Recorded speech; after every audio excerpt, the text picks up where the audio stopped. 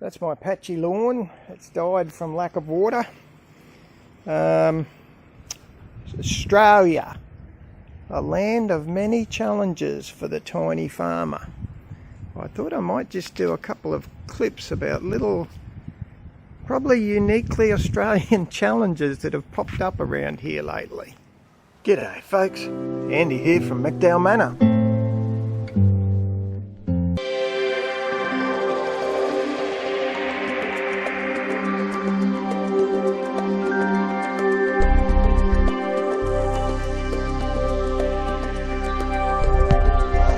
You might recall I commented on we have a lot of hot dry winds.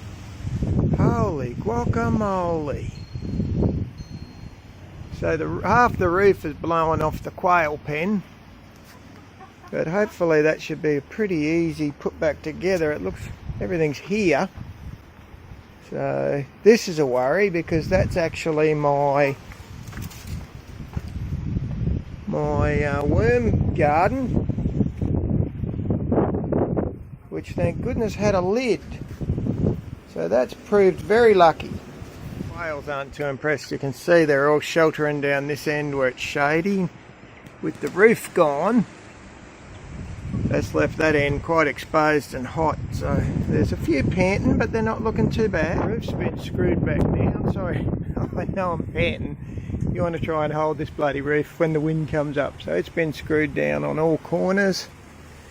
So that's the structure. The other bit behind that box, you can see that's weatherproofing, so I'm actually thinking I might screw that on as well. Black stuff is obviously sticky, was just stuck on, but yeah, I think I'll add a couple of screws, just little ones, to hold it onto the ply. There you go, all's well that ends well.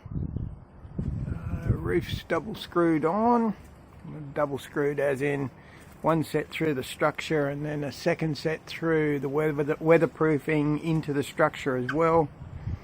Didn't lose any birds, which is a great thing. And I'm out here for the afternoon. Oh yeah, we do have eggs. I was going to say doing an egg collection, fixing up their waterers. I do that twice a day, and checking the feed in each cage. I do that twice a day too.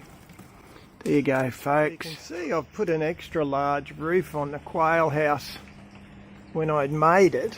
Part of the logic for that is make sure the birds aren't subject to the sun. Now the old birds are up the top there. You can see they're still panting, so they're hot. I've taken to checking the water at least three times a day now. I used to only do it twice. Actually, this middle lot are the newest birds. I actually lost one in the heat yesterday, so that was a bit of a shock. Luckily it's cooled down now. We're back down into our early 30s.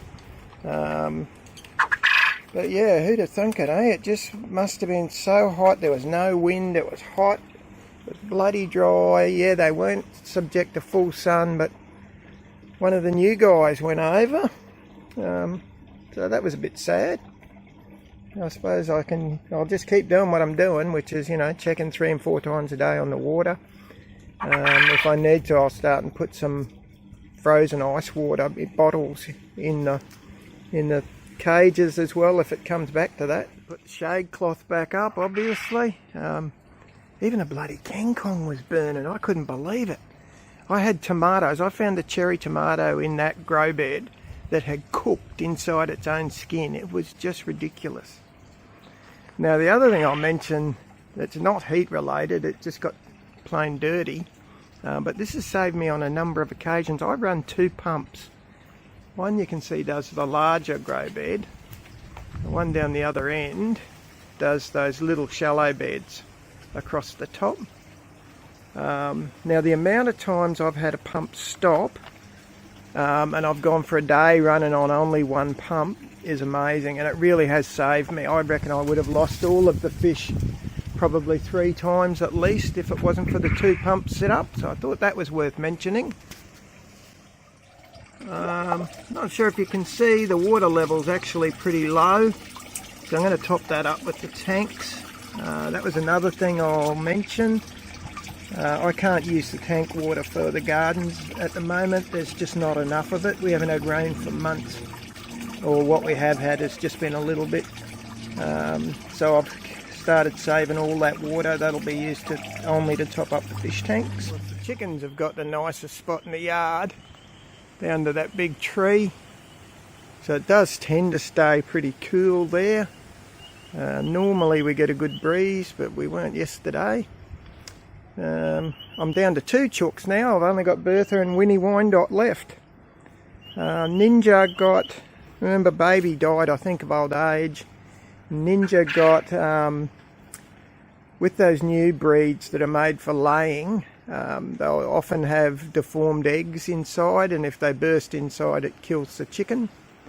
So that's what happened to her, poor little bugger. So I'm down to 2 chickens. We've taken the leaving on both sides of the yard, just sources of water. That way the birds and the critters have got something. If they need a drink, they can at least get to some water. Hives are in nice shady places.